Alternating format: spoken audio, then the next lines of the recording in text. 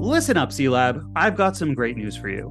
Until now, executives have been scrambling to find effective ways to retain customers and increase product engagement. But the solution is actually to train customers right from the start before any of those problems even arise. But without the proper tools, it's easier said than done. Any thoughts, Dave? Yeah, Adam, let me tell you about NorthPass, the game changer in digital customer education. Say goodbye to time-consuming and hard-to-track one-on-one trainings, endless emailing of PDFs, and help center links. NorthPass transforms your customer training into modern digital experiences. The best part, your learning program can be embedded seamlessly into your platform. Well, that sounds great, but don't take our word for it. Take the word of industry leaders like Walmart, Pipedrive, Glassdoor, and Freshworks. They all choose NorthPass for customer training. So, hey, why don't you get started today? Go visit northpass.com and tell them that Adam and Dave sent you.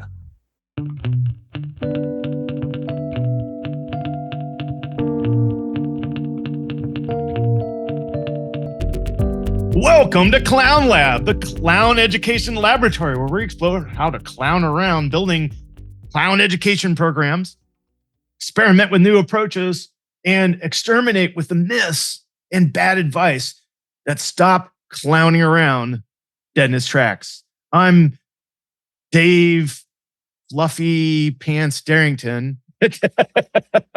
And I'm... Do it again. It's dead. Neither of them work. I have two. Ooh. Okay.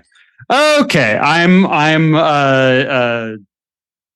the laugh maker. I did go to clown camp when I was younger, and my clown name was the laugh maker. I did, yeah.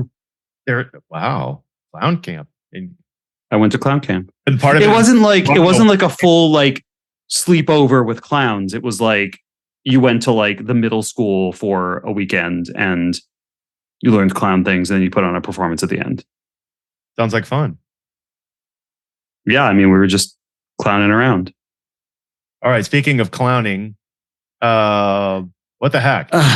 Yeah, what the heck are we doing here?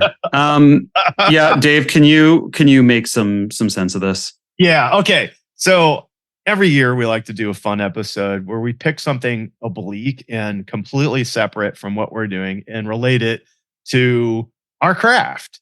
So today, there you go. Almost. This episode, we're going to talk about clowncore. Actually, we're going to talk about some artists that are involved in that and what we can learn about customer education from clowncore. Okay. What is clowncore? Let me explain. Adam, I think you did a listen through, and what was your first impression? Okay, so let's start with like clowncore is a band. A band. It sounds like a genre.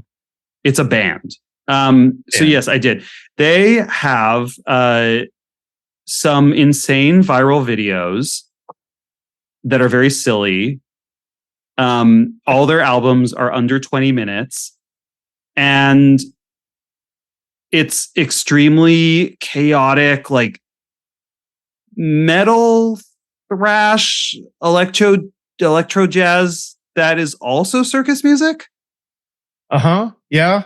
Does that feel? That's the appropriate right? location of clown. Yeah. Thanks for bringing it back. Clowncore is not. Yeah, it's a band. So okay, let me frame it up by saying I stumbled on these folks on YouTube. It's one of those late nights, you're scrolling, whatever. Yeah, sometimes you get to that side of YouTube. Yeah. And so what I see is two guys in really disturbing clown masks, like, those criminal clown masks you get. You got all black on. One guy is playing drums and he's got some keyboards, and the other guy is got a saxophone, which I'm a saxophonist. So I'm like, oh my God, this is great. What in the actual heck is going on here? I've been this big fan of this. Like when I saw that, and especially they were in one of the extra wide porta potties with the drum and all this stuff, and they were somehow packed in there, and they did the whole album from that. Which is there's one that they did like, I guess at least they say they did in the back of a van. Yeah, the Van album, that one was. Yeah, I think the albums are called like While Driving. There's an album called Van. There's an album called Toilet. Yep. right? That they just like recorded in these places apparently. Yeah, but like think about that. They're merging all kinds of different things together. Now, you can look them up. Their website is clowncore.computer. It's all on Wikipedia. So what does Wikipedia say? Well, Clowncore is an American duo composed of two anonymous artists who we think we know. They wear clown masks, speculated to be drummer Lewis Cole, who's from the indie tronica jazz funk band Knower, and Sam Gendel, who's a saxophonist and also a frequent collaborator. They started in 2010. Album Toilet followed 8 years later. That's when I picked it up. So it's 2018. Band came out in 2020. Now they've got another one, an EP in 2021. So yeah, that's what we're dealing with here, and it's crazy. It's fun. It's pretty wild, honestly. Like I came to these guys from a different angle because I'd heard of Clowncore mostly because you talked about them, but I actually came to them the other way. Presuming let's presume for the rest of this episode that Clowncore are Lewis Cole and Sam Gendel, because even though in interviews Lewis Cole says he's never heard of Clowncore, I think that might be the most telling example that he probably actually is. But like, so I've been listening to Lewis Cole's solo stuff, and I've been listening to Knower, which is that indie tronica jazz funk duo that he does with a woman named Genevieve Artadi, who has her own solo works as well. When they come together, they're a band called Knower, and I came to them as well on YouTube and some Spotify recommendations and things like that. It's super interesting music, definitely to my tastes, because it's a little bit out there, it's a little bit genre blending, and they have these like really cool DIY viral videos just like filmed in a house, but there's like backup dancers. In fact, the reason in his mom's house.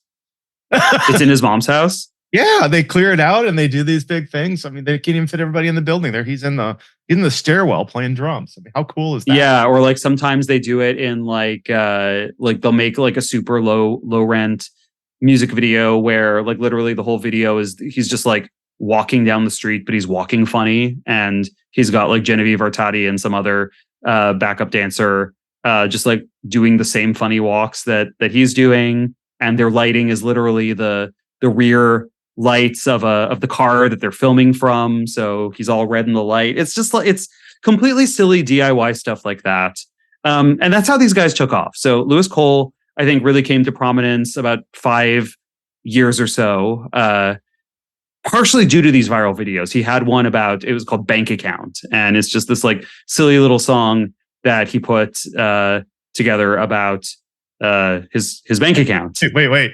I don't want to check my bank account. I'm too scared to check bank account. Check it. I mean, what? I can't get that. It's if that gives you a taste. Yeah. I don't. Yeah, it's very evocative of reality. Yeah, for sure. So like, what do you make of that, Dave? Oh, it's I love the sincerity, the vulnerability, the ability that they just go and create just wacky stuff with good musical bones and explore and experiment and find the others. Wait, sounds like I'm talking about CELab.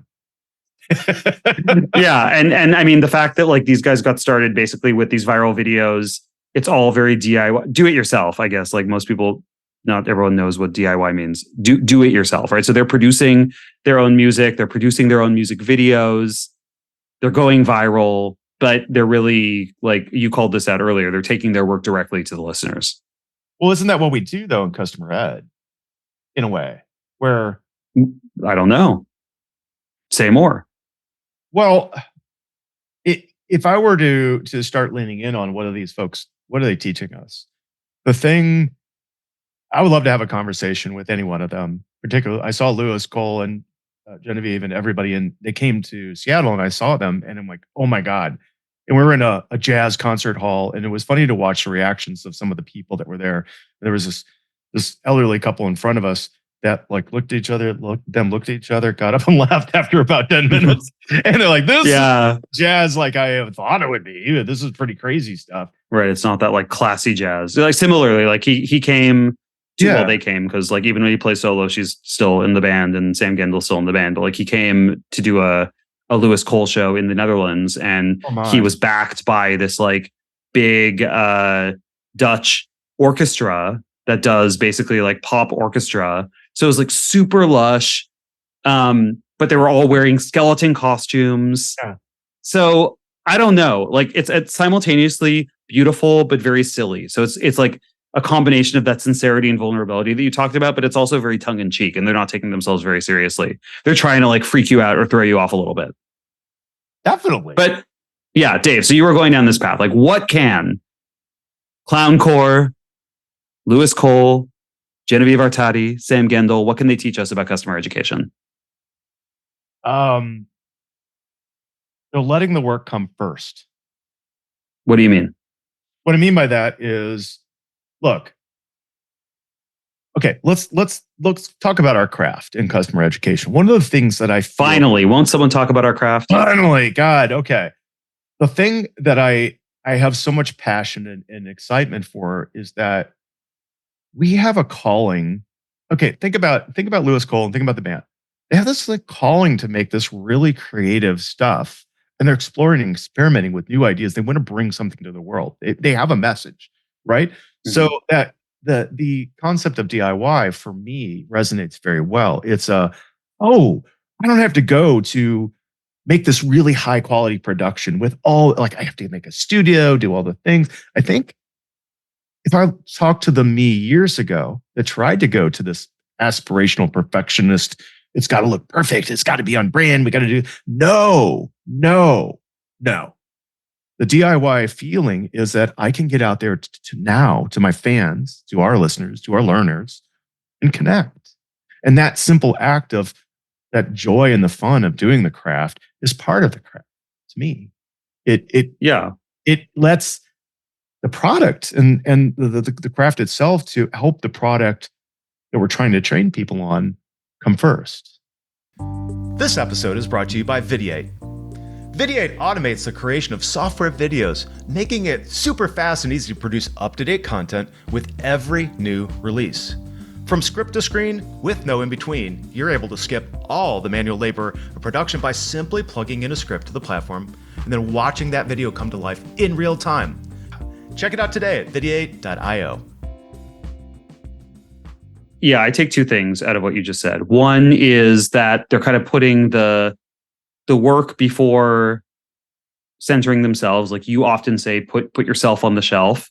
Uh-huh. And I think they're doing that in a lot of cases, right? Like if you're going to put on clown masks and never reveal your identity, to some extent, you are letting the music speak before yourself, right? Because like if you're going to play anonymously or pseudonymously, you're inherently saying, you know what, like I'm letting the work probably speak more than me. Like I'm never going to do an interview as Clowncore.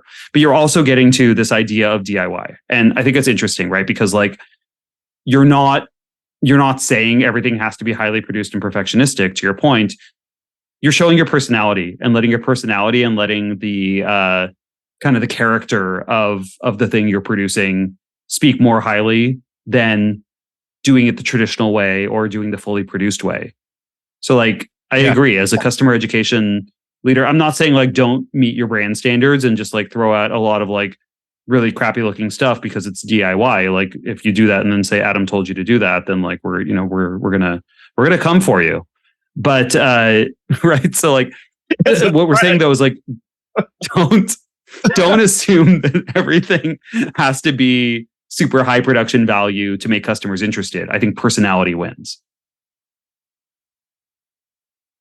I mean, quiet here because like not the personality of like the person creating it, the personality that's coming through in the work. Right. Well, and as you're speaking, I was thinking of all kinds of things. It's one of the things I find is really interesting.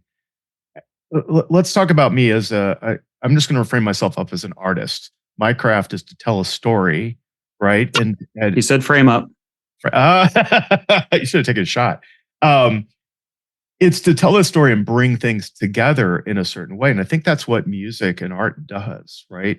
It's shifting your vantage point. It's coming at something with words, sounds to hold that space. It's kind of a ceremonial thing, right? We do that with education too. But the problem that we have is, gosh, I just want to get to the audience. I want to be with the audience, right? The audience wants to learn.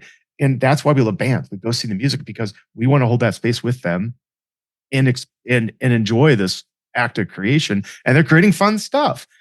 What if they spent years and years in the studio and it came out? I was waiting for that album, waiting for that album, waiting for the album.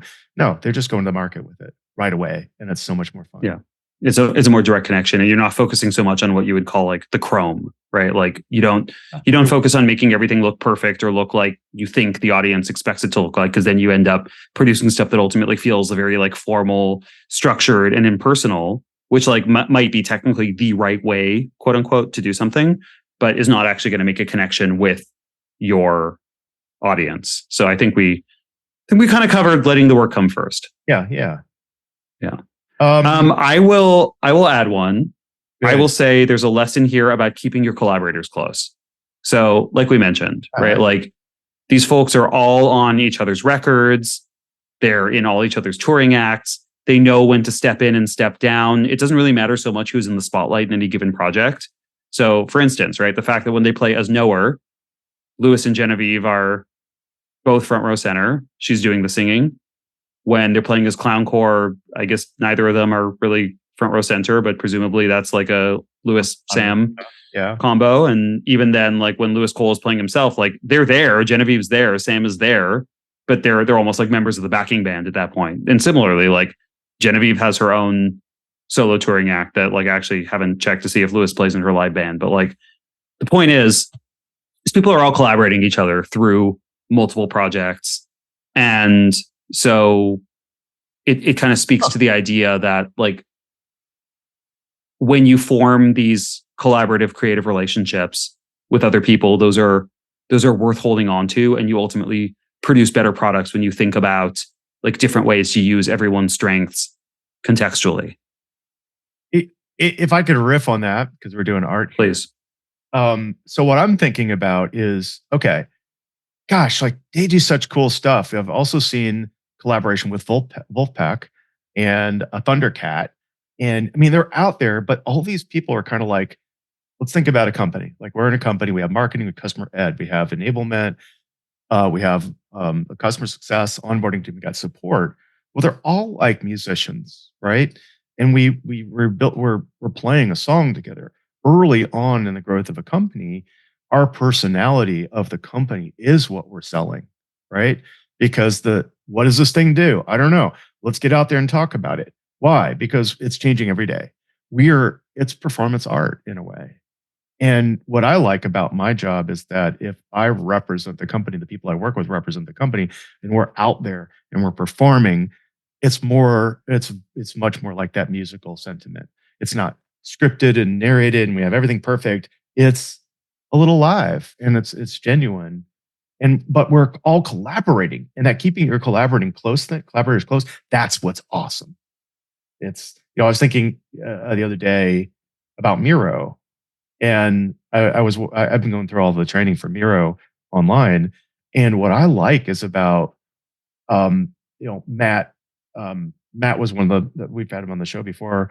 He's one of the basically like actors, and he's talking about stuff, and the personality comes through, and it's fun, and I'm learning, and it's like consuming music. It's really kind of cool. Special guest stars, that kind of stuff is neat. Should we have some special guest stars on this show? Yeah. Need a top pop artist or something like that. Let's get I don't know. Who we're gonna have on? I don't know. We've invited a lot of celebrities onto this show, and they have yet to return our calls. Okay, what else, Dave? What's another lesson? Another lesson is that mystery, that act of mystery. We're talking about Clowncore here. Is it Louis and Sam? I don't know. Like, it's a goofy mascot. It could be anybody. Mystery in learning plays a really unique role because, like in education, we're trying to tee up interesting problem sets that our customers can solve. and they don't want to become mysteries at some point. But we say, hey, you could use this platform just for this click and button thing, but if we do this and this, and we tell a story, you get so much value out of a platform. But that whole process is really weird. What do you think about that? A lot of people don't design. I feel like we talked about this a little bit in like the Delightful Learning episode with Daniel Quick, but it's often the temptation is to lay everything out. And I mean everything, right? You're writing your like beginner course on how to use your product, and you're going to walk through every single part of your product in a very structured manner. But actually that's not as engaging as creating some mystery. Like, why don't you start with a provocative challenge for your learners to solve? Why don't you start with like a genuinely tough problem that they might relate to in their jobs, and then show by going through a series of courses or a series of lessons how they can solve it using your product. Like, mystery is way more compelling than just laying it out there. Right. Like, that's why we're talking about Clown Core, because it's a mystery, right? Yeah. I like that. It's one of the things I also wanted to bring up is because I was a game design professor for many years, and a research scientist. Geez, I didn't lie. But in game design, the games that we like the most are ones that are a series of interesting choices.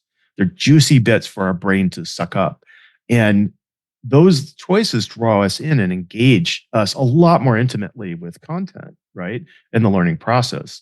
So when you're playing games or you're listening to music or whatever, you're really pulling people into the conversation and engaging them with something more than that. It's way more compelling and interesting. Yep. Agree. Like, you're creating a little bit more of a narrative around your courses, and it's not out of keeping even with some of the structures that we talk about, like Gagne's 9 events, and like that really begins with creating like kind of like piquing the learner's interest as well. Shout out to the Gagne's 9 events episode that we did like 4 years ago. Yeah. Wow. We've done a lot. Yeah. Okay. We at CELab would like to introduce you to Strigo's virtual classroom. Strigo turns virtual instructor-led training into delightful, hands-on, collaborative learning experiences that drive product adoption and customer retention. Now, you've heard of VILT before. This is next level. Trusted by leading customer education teams, Strigo's classroom was purpose-built for hands-on software training. It allows your trainers to see customers interacting with your product during training and to jump into one-on-one sessions to deliver just-in-time guidance. Super cool. This way, you can also give your customers the premium learning experience that they deserve. So visit strigo.io, that's STRIGO.io today for your demo, and an exclusive offer for our listeners. Mention CELab for a 1-month free trial and the first 5 training sessions for free. What else can we learn? We can learn about blending genres. So like I mentioned earlier, like it's really hard to describe exactly what the genre of all of these bands are. Like, I sort of think of that old Subaru commercial with Jeremy Davies where he's like, it's like jazz. But it's not exactly like jazz, right? It's like a little bit jazz, a little bit funk, a little bit electro pop, a little bit soul, R&B. There's like a lot of stuff in the mix. Metal, if you want to put Clown Core in there. Sometimes they also just do like whatever the hell they want. So it's interesting because when you listen to even one of these projects on its own, but they're all kind of like this, you might hear the most beautiful orchestral song that you've ever heard in your life, going straight into like a completely discordant electro funk jazz mashup. So what I take from this is you don't need to color within the lines and do what's expected. You don't need to like conform to the genre just because you think that's what should be happening in the genre. And by genre here, if we're going to apply this to customer education, we mean like some of the formal rules of instructional design, course design, maybe the like super structured way that you might think to teach your product, right? It's okay to do a few things that are unexpected and weird to gain the learner's attention and to like surprise them a little bit, like break them out of those patterns of thinking. Because if you know what your audience expects, you know when to fulfill that and when to subvert that. And I think you kind of need a little bit of both. Yeah. I think that's really cool. That blending of motifs, different, you might take a learning motif that you've seen on TikTok, which just means it's short and punchy and it has some visual effects that make people grab attention. But we should be thinking about that all the time. We're not just constrained to an academy framework exclusively. We could, give you a great example of blending genres. One of the best programs I've seen emerge, I didn't create, and it was the company that I was working for at the time. And I was working with onboarding, technical consultants. And they said, what if we try this? And we blended on demand with some cohort stuff, with some one-to-many, and got this really cool, very efficient program that surprised and delighted our customers. And the bottom line of it was we got them through on launch with very little hands-on contact for us and very rapidly. And that wasn't anything that would have come out of a straight normal, we're going to do this, then this, then this, then this in a conventional educational intervention plan. You know what I mean? Yeah, exactly. I agree. Cool, Dave. You want to do one more? Yeah, let's do one or two more. Okay, inspiration. Lewis Cole was saying that he was inspired by the soundtrack to Mario Kart. Like, the hell? That's a 2000. Yeah, he also said he said he was inspired by the 2001 soundtrack, like 2001: A Space Odyssey, and Mario Kart. Oh, the 2001 contract. Oh yeah, no, but yeah, Mario Kart was. What the hell? What the hell? Yeah, like that's a really random. I think right. I think it's that right. It's like inspiration comes from unexpected places. It comes from personal places.